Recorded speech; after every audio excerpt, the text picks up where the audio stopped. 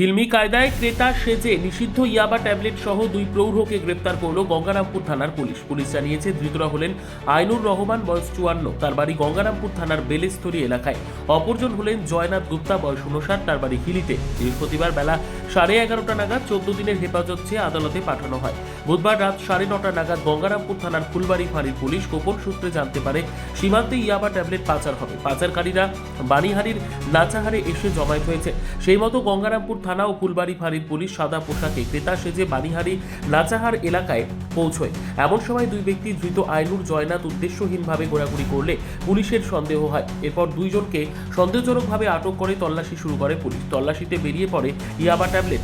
এরপর রাতে তাদের গ্রেপ্তার করে পুলিশ। পুলিশ জানিয়েছে ধৃতদের কাছ থেকে উদ্ধার হয়েছে 154 গ্রাম ইয়াবা ট্যাবলেট, নগদ প্রায় 21,000 টাকা, একটি মোবাইল ফোন। বৃহস্পতিবার বেলা 11:30 নাগাদ ধৃতদের 14 দিনের রিমান্ড চেয়ে গঙ্গারামপুর থানার পুলিশ বালুরঘাট জেলা আদালতে পাঠিয়ে তদন্তে নেমেছে।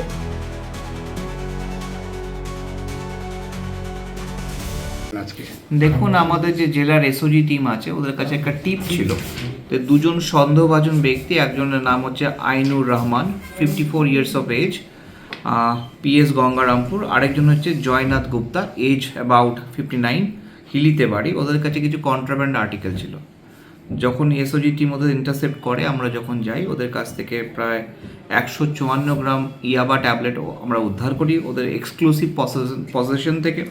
এছাড়া 21,000 টাকা ক্যাশ এবং একটি মোবাইল ফোন করা হয়, এবং মোটামুটি আমরা সন্ধ্যা 7টা সাড়ে 7টার সময় আমরা ইন্টারসেপশনটা করতে পেরেছি। স্যার, এগুলো কি বাংলাদেশে যাওয়ার জন্যই? হ্যাঁ, প্রিলিমিনারি এনকোয়ারিতে যেটা আমরা বুঝতে পেরেছি, তারা বাংলাদেশে ওই পারে পাঠানোর জন্যই ওরা বিষয়টা আর কি। কজন ধরা পড়েছে স্যার? দুজন ধরা পড়েছে। এছাড়াও আমরা দেখছি খতিয়ে ইনভেস্টিগেশন করে কেউ এর সঙ্গে ইনভলভমেন্ট আছে কিনা। ব্যুরো রিপোর্ট, উত্তর বাংলা সংবাদ।